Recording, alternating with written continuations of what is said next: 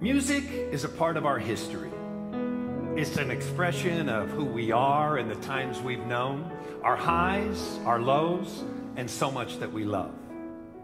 Take away American music from the American story, you take away a good part of the soul of the story.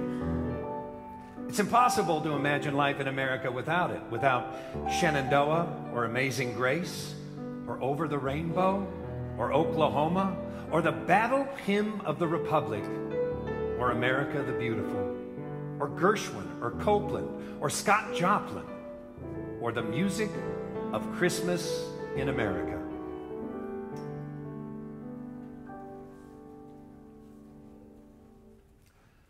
I would like to tell you the story of a classic American Christmas carol and song, two of my favorites. They both figured in one of the darkest times ever during the Second World War.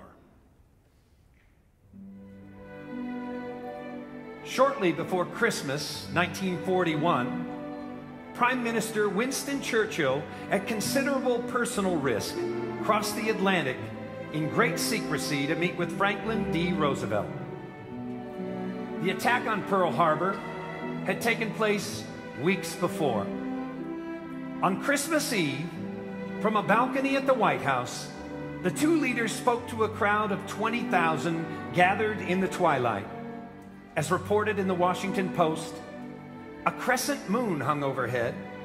To the southward loomed the Washington Monument as the sun dipped behind the Virginia hills.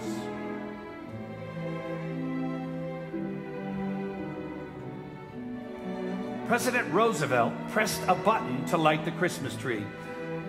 Then he spoke to the crowd, and by radio, the world was listening. Our strongest weapon in this war, he said, is that conviction of the dignity and brotherhood of man which Christmas Day signifies. Churchill began his remarks. And here he was, he said, far from his own country, far from his family, yet I cannot truthfully say that I feel far from home. Here in the midst of war, raging, roaring over the lands and seas, creeping nearer to our hearts and homes, here amidst all the tumult, we have tonight the peace of the Spirit in each cottage and every generous heart. Here then, for one night only, should be a brightly lighted island of happiness and peace.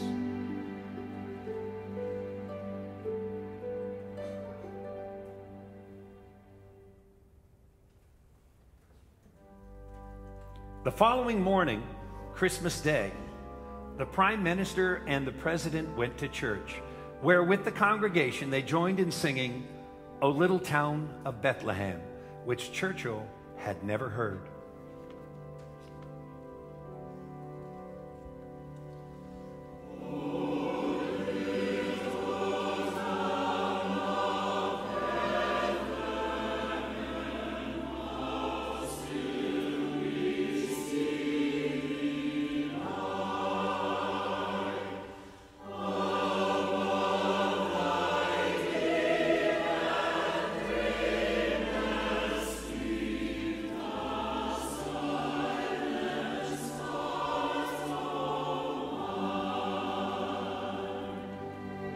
The words of the hymn, one of the most beloved of Christmas carols, had been written long before by a famous American clergyman, Phillips Brooks, after a visit to the Holy Land.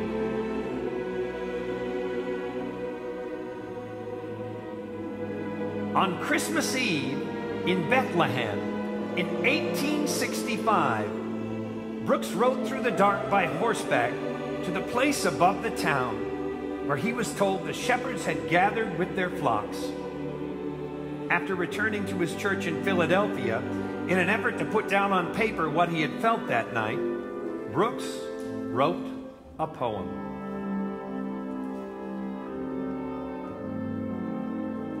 Then, a few days before Christmas, 1868, he asked the organist of the church, Louis Redner, to put the poem to music that it might be sung at Christmas service. Redner tried, but with no success. Christmas Eve, he went to bed feeling he had utterly failed. My brain was all confused, he later said. But I was roused from sleep late in the night, hearing an angel's strain. Seizing a piece of music paper, I jotted down the treble of the tune. Churchill had spoken in his remarks from the White House balcony of every home as a brightly lighted island in the dark. In the first stanza of O Little Town of Bethlehem is the line, "Yet in thy dark street shineth the everlasting light."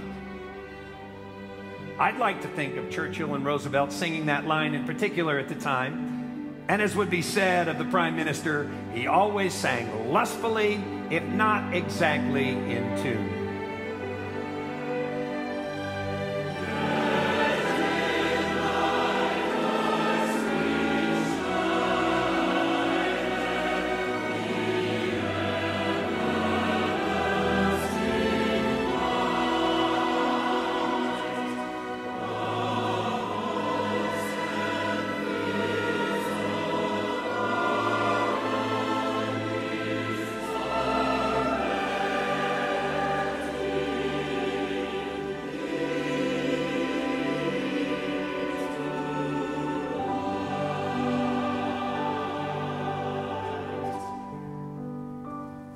By 1942, with the war still raging, more than 1 million Americans were serving overseas in 65 parts of the world.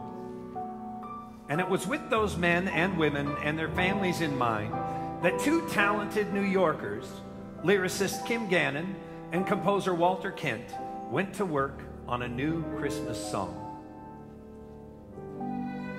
Walter Kent had already composed The White Cliffs of Dover, which had become nearly an anthem in Britain. Now they wrote, I'll Be Home for Christmas, which in simplest terms expressed the longing for home and light in the darkness felt by so many, so very, very many. I'll be home for Christmas, where the love light gleams. I'll be home for Christmas, if only in my dreams. When recorded by Bing Crosby in 1943, it became the most popular holiday song of the time, even more than White Christmas.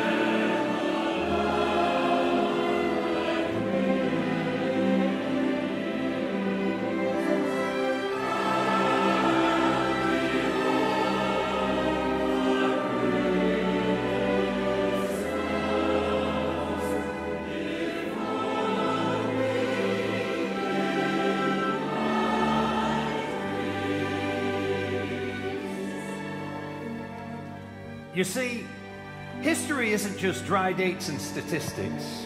History is human. History can be a great source of strength and affirmation, an aid to navigation, especially in dark and dangerous times. And the words and music we love, and that have stood the test of time, mean still more when we know their story.